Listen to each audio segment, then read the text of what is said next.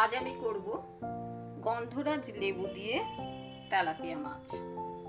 Tilapia মাছ কড়াইয়ে দিয়ে দিয়েছি তেল। এরপর আমি মাছগুলো কড়াইয়ে ছেড়ে দেব। তেলটা গরম হতে একটু সময় নিচ্ছে। এবার আমি তেল গরম হতে এবার ছেড়ে দিলাম।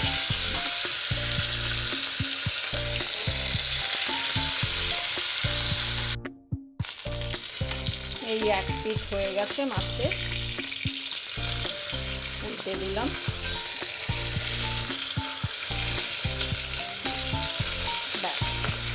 এবার এই পিঠটাও হতে হবে। মাছ ভাজা হয়ে গেল। এবার আমি এগুলোকে তুলে নিচ্ছি।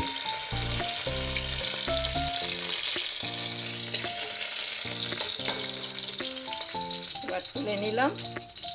এবার দিয়ে দিলাম এই অল্প তেলেই, আমি আর তেল ইউজ করব না, এই তেলেই দিয়ে দিলাম পেঁয়াজ কুচনো।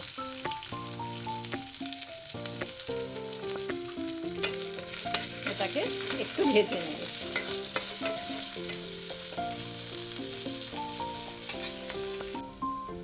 হয়ে গেছে পেঁয়াজটা একটু ভাজা। এবারে আমি গ্রেট করে রেখেছিলাম মাঝারি সাইজের একটা পেঁয়াজ আর মাঝারি সাইজের একটা টমেটো, এই দুটো এবার দিয়ে দিলাম। আমি কিছু বাটাবাটি করিনি, গ্রেট করেই এখানে দিলাম।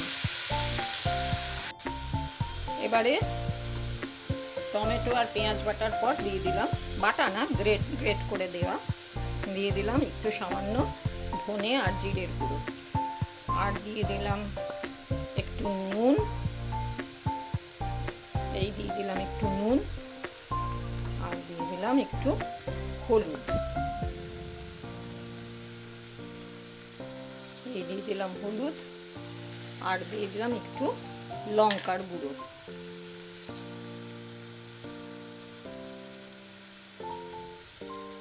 ব্যাস, এবারে মশলাটাকে ভালো করে সাঁতলে নেব, বা বলতে পারো কষিয়ে নেব।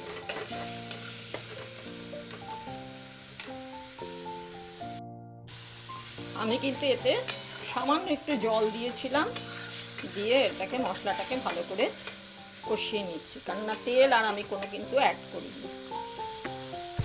সামান্য তেলেই আমি পুরো রান্নাটাই করব। দেখো মশলাটা ভালো মতন কষে গেছে। এবার আমি দিয়ে দিলাম মাছ দুটো।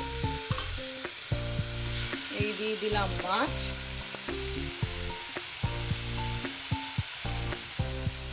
এবার দিয়ে দিলাম সামান্য একটু জল। ব্যাস, আর আমি দেব। এই দেখো মাছগুলো একটু এপিট ওপিট করে দিচ্ছি। দেখো হয়ে এসছে। এবার আমি দিয়ে দিলাম ধনেপাতা। ধনেপাতা দেওয়ার পর এক ফালি নিয়েছি গন্ধরাজ লেবু, যার রসটা এবার আমি এখানে চিপে দিচ্ছি। আর গ্যাসও কিন্তু আমি অফ করে দেব। ব্যাস, এবার অফ করে দিলাম। আর গন্ধরাজ লেবুর রসটা এখানে এই এক ফালি আমি চিপে দিলাম। ব্যাস হয়ে গেল। এবার আমি এটাকে পুরো স্ট্যান্ডিং টাইমে বেশ খানিকক্ষণ রেখে দেব। গ্যাস অফ করে দিয়েছি, এবার কিছুক্ষণ থাকবে। এই হচ্ছে গন্ধরাজ লেবু দিয়ে তেলাপিয়া মাছ। তোমরা করে দেখো, আশা করি তোমাদেরও খুব ভালো লাগবে। যারা ইউটিউব থেকে দেখছো তারা আমার চ্যানেলটি সাবস্ক্রাইব করো, যারা ফেসবুক থেকে দেখবে তারা ফলো করে দিও। সকলে সুস্থ থেকো, ভালো থেকো, সকলকে ধন্যবাদ।